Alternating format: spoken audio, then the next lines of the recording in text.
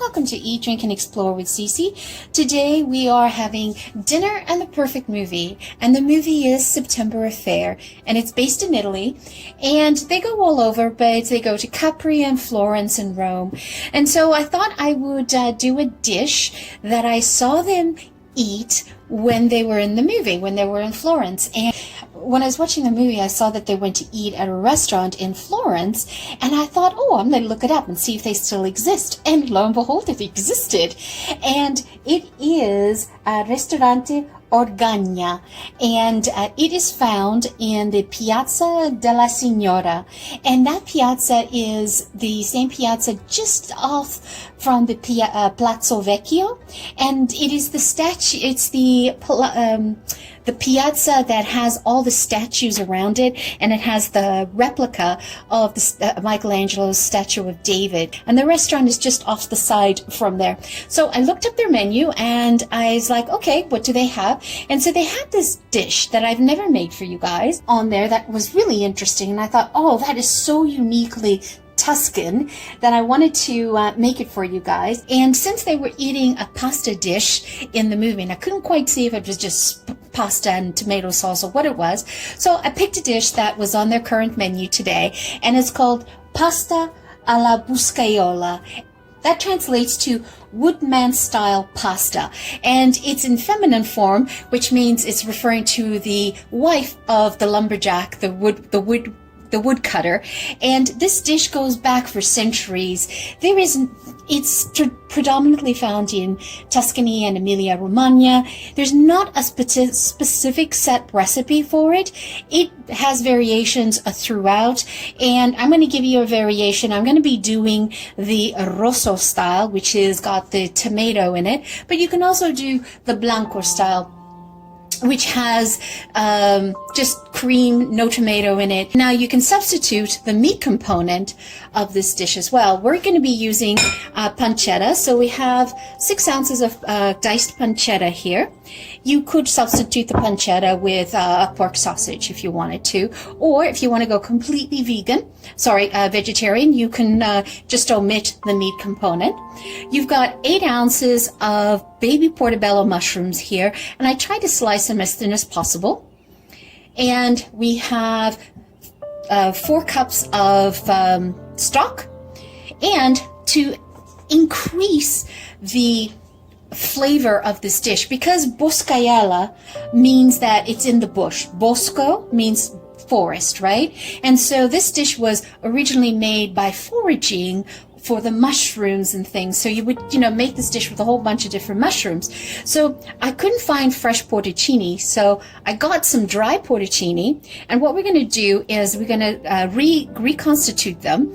And the liquid that we use for reconstitution of it, we're going to put that into our sauce. So all I've got is I have a pot with a cup of water in it, and I'm just going to set this and let it steep for about 20 minutes, okay? I like to steep mine in water, but some people prefer to steep it in stock or wine. Now, the other part of this dish I'm going to be using is stock and not going to be using wine, because typically this was made with a cup of wine, but I'm going to make it non-alcoholic. So in order to do that, you're going to substitute it with the broth. You can use vegetable broth, chicken broth, beef broth, it's up to you. And I'm going to use some vinegar to offset that, okay? And then the pasta that you're going to use is, you can use any type of pappardelle or tagliatelle, or this rigatoni here. It's nice and short, and it's got a lot of ridges to hold in to hold the sauce, and then you've got enough for it to sort of escape in there. So I like this brand here. Again, you can use what you want. I mean, most of these dishes are used with tagliatelle or pappardelle, and it's egg-based, but I didn't want to use egg-based. I'm going to just use the rigatoni here as well.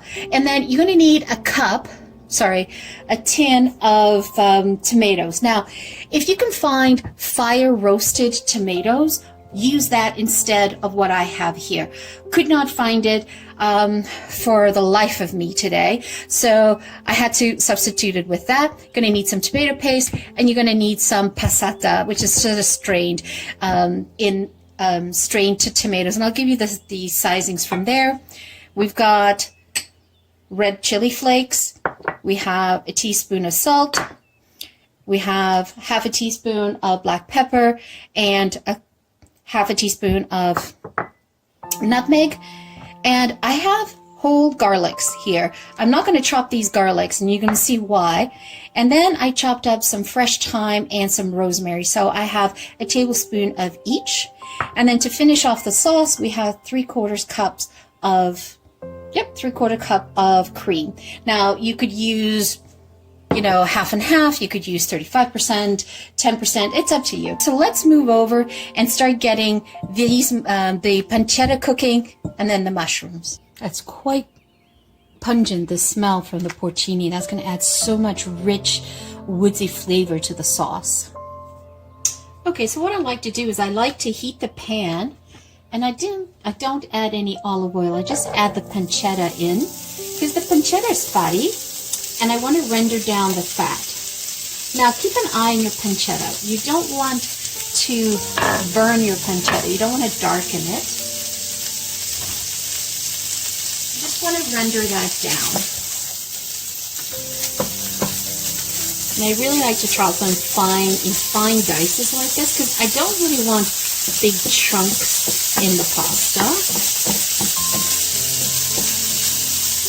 Just want to render that down. And what we're going to do is we're actually going to remove this from the frying pan once we've rendered it down nicely golden, because we don't want to cook them down with the mushrooms, because I don't want to soften the pancetta once we fry them out. So I'll go for this.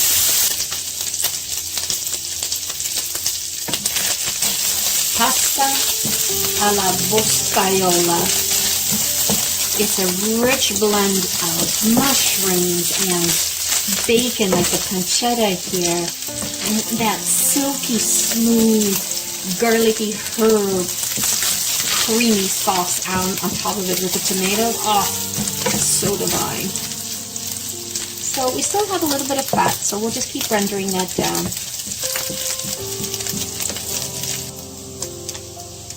Okay, so that, I'm happy with that rendered down. So let's pull that out. So just going to put this into a bowl. And now you've taken the time to crisp it up. You don't want to cook it with the mushrooms and have it all softened. So perfect. All right, we'll add in the mushrooms.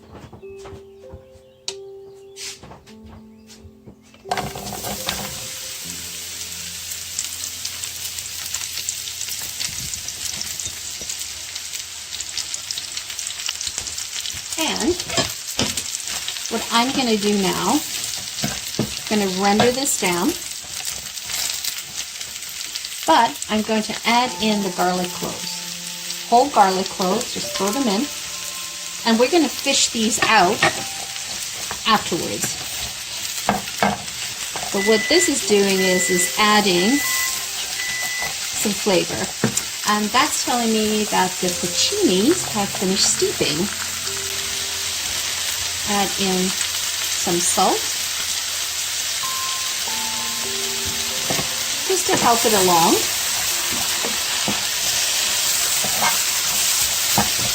Now it's interesting, we're using tomatoes in this dish because we're doing it the rosso style. But, tomatoes were not introduced to Italy until 1544. And it was actually introduced to Italy via Spain. And they were actually that's the first time they found a sighting in a cookbook was in 1544. And they were actually tiny little round golden tomatoes. And that's how it got the name pom d'oro, right? Because d'oro means gold. Just an interesting history tidbit. So, you know, Italy got it introduced in 1544, and it just became part of the culture. So by me adding in a little bit of the salt, it helps the mushrooms release its flavors. Okay? So now I'm going to add in the rosemary and the thyme. We don't have to worry about that releasing any liquid because it doesn't, but it definitely flavors this nice woodsy flavor, the smell. And if you can, always try to use the fresh rosemary and thyme as opposed to dry. I mean, if you, in a pinch, you use the dry, but if you really can, it just changes the depth of flavor to another level. So take a look at the porcinis. Doesn't that look good? So what we're going to do is we're going to pull out the porcinis, and then we're going to chop it up, and we're going to be adding it to this mushrooms. Also, we're going to reserve this sauce that you see, this liquid. That is a flavor bomb in there, and we're going to add it in. But we are going to add it into the dish, but you're going to strain it first. The reason why we strain it is because there could be like little grits from the porcini mushroom, and we don't want that into our dish, so we'll just do a drain through Once a the sieve. mushrooms have rendered down and they're ready, then you want to add in your porcini liquid, you want to add in your 1 cup of stock, and you want to have a splash of vinegar since we're not using the wine. If you are using wine, you want to go ahead and put that in and omit the So you can see we have rendered it down. We've evaporated the tomato sauce, and we're making this beautiful tomato mushroom concentrate.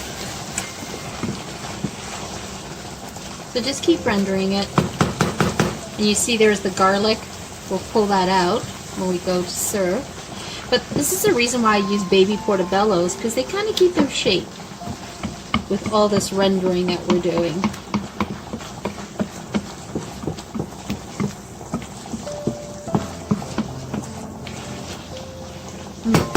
Smells really good.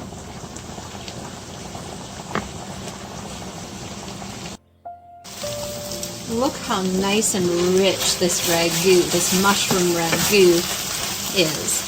See how it's no liquid? So now what we're going to do is we're going to pour in some of the cream. And just because I said 3/4 of a cup, it doesn't necessarily mean you use 3/4 of a cup. You judge it to see how creamy you want it to be. Such simple ingredients, and the depth, the flavor that I'm smelling is incredible. Imagine this, even without the pancetta, how delightful would this be as a vegetarian dish? You wouldn't even miss the pancetta. You see how I like to do it in layers, right? Just take your time, show your love to the dish, and it will reward you. I didn't even drain it. It goes straight from the pot in here. Whatever water is contained in it is contained in it. And we'll use some of the pasta water to thin it out if we want, or make it creamier. All right. And you want to cook the pasta 1 minute to al dente because you want it to do some residual cooking once it's in this pot with the sauce. So there you have it, folks. Look at that.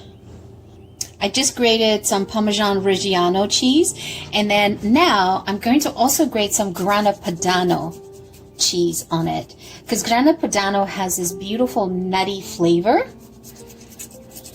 So I thought that would be really interesting combination as well. And you can put as much cheese or as little cheese as you want, or you can put no cheese. I like this combination, because when I go to serve it, I'll put some on top as well. at that. Doesn't that look so yummy? It's not saucy at all. It's just perfect. All right, so let's plate this. It's all about the mushrooms and the mushroom flavor. I much prefer this dish rosso style, which is the tomato style, than the white. I mean, everyone has their personal preference. Oh, that looks so good. And then I'll just grate a little bit, just a snow of grana padano and a little bit of the Parmesan Reggiano as well. So you get the saltiness of the Parmesan Reggiano and the nuttiness of the grana padano, and you get that heat from the red chili flakes that we put in. So Pasta Alla Boscaiola. Hope you enjoy this movie, Dinner and the Perfect Movie. September Affair, which is set in Italy. You get to enjoy Capri, Florence, and Rome. Once again, thank you for joining me. Always greatly appreciated. For those returning champions, thank you for your love. If you're new to the channel, hit subscribe, hit the like button, show us some love. We are trying to grow this channel so that YouTube can promote this video to more enthusiasts out there like yourselves. Once again, thank you so much for joining me. Hope you enjoy the movie September Affair. Ciao for now.